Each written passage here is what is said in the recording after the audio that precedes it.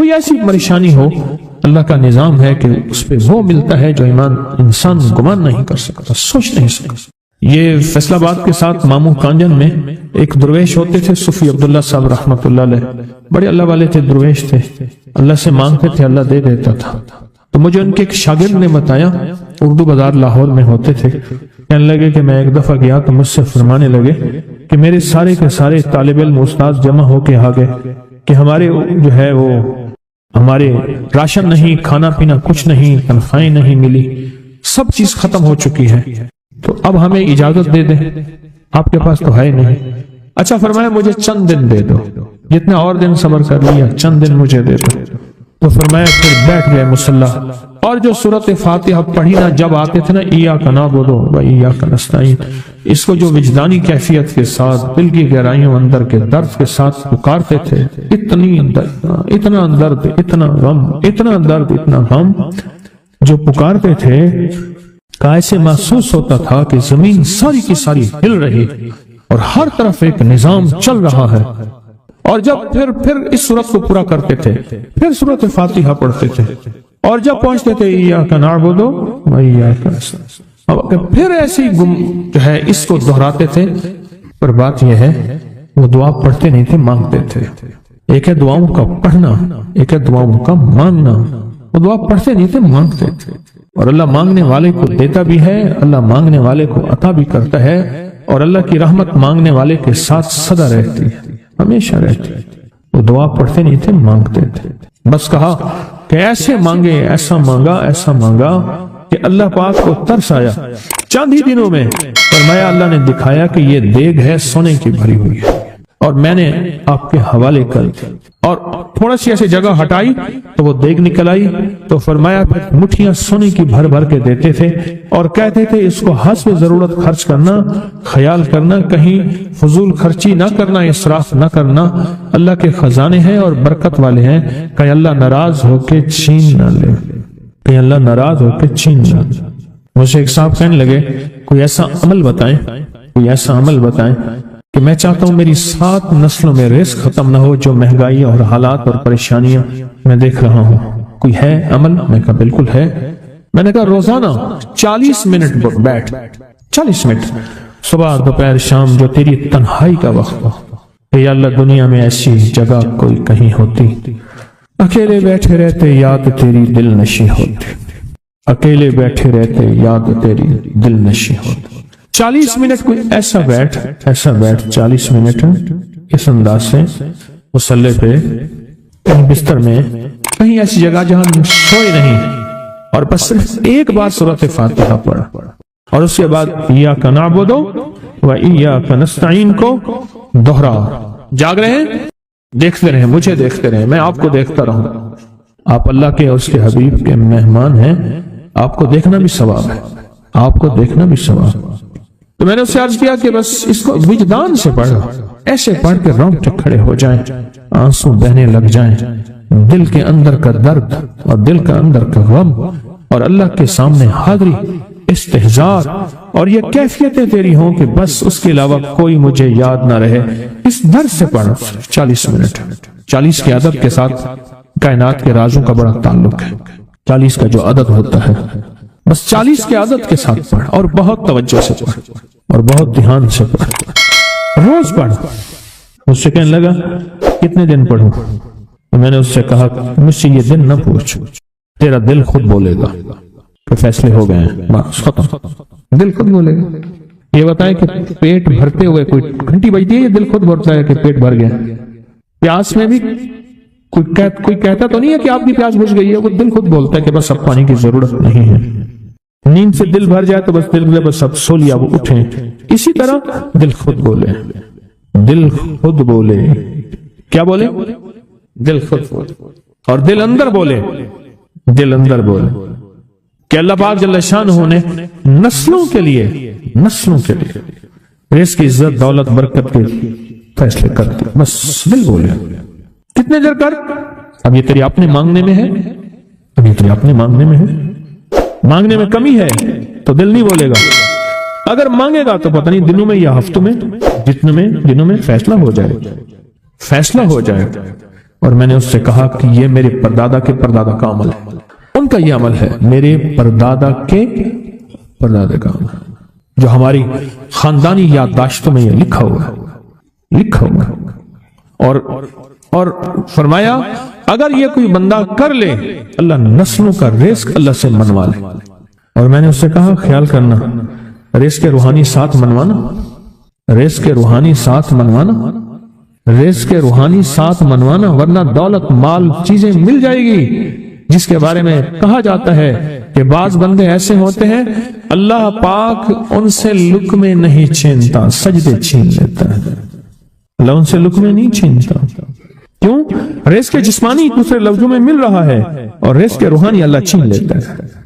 یہ جو آج آپ بیٹھے ہیں تسبیح خانے میں اور میں بیٹھا ہوں، یہ ہم روحانی دسترخوان پہ بیٹھے ہیں، یہ بہت بڑا دسترخوان لگا ہوا ہے، دسترخوان ہے۔ سنا ہے در یار پہ بڑی دھوم ہے، سنا ہے در یار پہ بڑی دھوم ہے، وہاں عاشقوں کا ہجوم ہے۔ یہ روحانی دسترخوان ہے، میں بھی خود محتاج ہوں، یہ روحانی دسترخوان ہے۔ تو میں نے اس سے عرض کیا کہ ایک دسترخوان نہیں مانگنا، دونوں مانگنا، رزق روحانی بھی رزق جسمانی تو اس کو بھی ملتا ہے جس کو کلمہ نصیب نہیں ہوا، رزق جسمانی تو اس کو ہی ملتا ہے جس کو کملی والی کی غلامی نصیب نہیں ہوئی، رزق جسمانی تو اس کو ہی ملتا ہے جس کے ماتھے پہ شقاوت لکھی ہے، رزق جسمانی تو اس کو ملتا ہے جو اللہ کا نافرمان ہے، رزق جسمانی تو اس کو ملتا ہے جو اللہ کے وجود کا انکار کرتا ہے، رزق جسمانی تو اس کو ہی ملتا ہے جو آخرت اور قبر کا انکار کرتا ہے، رزق جسمانی تو اس کو ملتا ہے جو جنات اور برزخ کا انکار کرتا ہے، رزق جسمانی تو اس کو ملتا ہے جو خود کملی والی کی نبوت کا انکار کرتا ہے، وہ تو بے بہا لوگ ہیں، ان کو ملتا ہے۔ پر تجھے بھی صرف رزق جسمانی ملا اور اللہ سے یہ منوا لیا، نہ یہ نہ منوانا، اللہ سے کہنا ہے اللہ رزق روحانی بھی دے اور رزق جسمانی بھی دے، دو رزق اکٹھے عطا فرما، کون سا رزق؟ اور رزق جسمانی بھی دے۔ کہیں ایسا نہ ہو کہ میری نسلوں میں صرف مال دولت اور چیزیں ہوں اور تیرا نام اور تیرے حبیب کا نام نہ ہو، تیرا نام اور تیرے کملی والے کا نام نہ ہو، تیرا نام اور تیرے دوستوں کا نام نہ ہو، تیرا نام اور تیری آل و اصحاب کا نام نہ ہو، کہیں ایسا نہ ہو میں محروم ہو جاؤں۔ مجھے آل اور محمد اور آل محمد اور اصحاب محمد کی نسبتیں یہ بھی ساتھ عطا کیے رکھ۔ میں نے اس سے کہا کہ دو چیزیں مانگنا۔ اچھا قدرت کا نظام ہے تو دیوانے بھی ہوتے ہیں، یقین والے ہوتے ہیں، آپ جیسے آپ مخلص بیٹھے ہیں اور پوری دنیا میں ہمارے ساتھ اس وقت مخلص بیٹھے ہیں جو ہماری آج کی محفل میں شریک ہیں، ہوتے ہیں دیوانے۔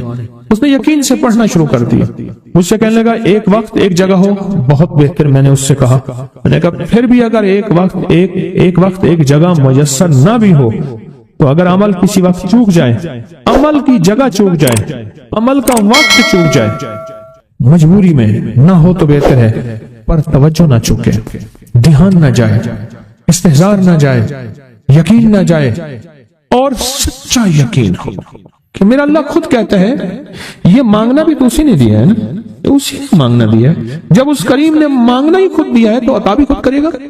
نہیں خوف نارے جہیم کا کہ کرم ہے مجھ پہ کریم کا، وہ خود عطا کرے گا مجھے، اس نے مانگنا دیا دے گا۔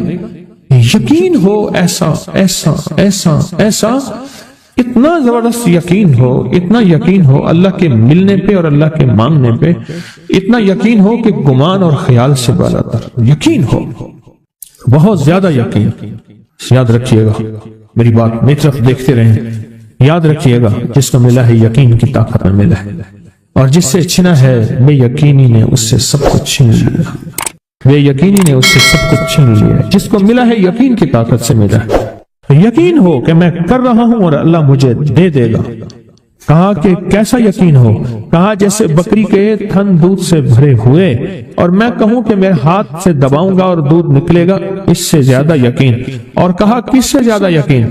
کہا کہ ایک بڑا نوٹ ہو اور بڑا نوٹ کے اندر جو ہے ایک آنے کی چیز آنی ہے، تو میں کہوں گا اس سے تو اس کی نوٹ کے اندر تو ہزاروں آنے ہیں، اور میں ایک آنے کی چیز، ایک ٹکے کی چیز لوں گا اور میرا کام بن جائے گا۔ اس سے زیادہ یقین ہو، اور اس سے کہیں زیادہ یقین ہو کہ سخت پیاس ہے اور میں پانی کو دیکھوں اور پانی کو دیکھتے ہی مجھے یقین ہو کہ اس سخت پیاس میں میرا پیاس بجھ جائے گی، پیٹ بھر جائے گا۔ اس سے کہیں زیادہ یقین ہو۔ میں پھر بھی یقین کو نہیں سمجھا سکا، علم بھی محدود ہے، الفاظ بھی میرے پاس محدود ہیں۔ اس سے کہیں زیادہ یقین ہو، اس سے کہیں زیادہ یقین اور بہت زیادہ یقین، اتنا یقین کیا خیال ہے؟ آپ چاہیں گے اپنی نسلوں کے لیے بخت، رزق، نصیب اور مقدر منوا لیں؟ کیا خیال؟ وہ بڑا کریم ہے۔ میں نے ابھی نہیں بتایا کہ قرآن کا واقعہ سنایا، حضرت موسیٰ اور خضر علیہ السلام کا قرآن کا واقعہ سنایا کہ ان کی 7 نسلوں کا جو ابا تھا نا، وہ 7 نسلوں میں پہلے والا ابا، دادے کے دادے کے دادے کا دادا، وہ نیک تھا، وہ دعائیں مانگتا تھا، وہ اللہ کے ساتھ تعلق میں تھا، اس کا تقویٰ تھا، وہ اس کی نیکی کا اثر، اس کی نیکی کا اثر، اس کی نیکی کا اثر نسلوں میں منتقل ہوا، نسلوں میں منتقل ہوا۔ پڑھ لیں، مانگ لیں، اللہ سے کر دیں کہ اللہ میرے لیے اور میری نسلوں کے لیے رزق روحانی اور رزق جسمانی کے فیصلے کر دیں، رزق روحانی اور رزق جسمانی کے فیصلے کر دیں۔ شاہ عبد الرحیم تھے شاہ ولی اللہ رحمۃ اللہ علیہ کے والد محترم، انہوں نے شاہ ولی اللہ سے کہا بیٹا میں تجھے روحانی مشقیں کرا رہا ہوں، ایک مشق ایک بھی کر لے، اپنے لیے اور اپنی نسلوں کے لیے اللہ سے رزق منوا لے، اللہ سے رزق منوا لے۔ تو پوچھا کہ حضرت میں رزق کیسے منواؤں؟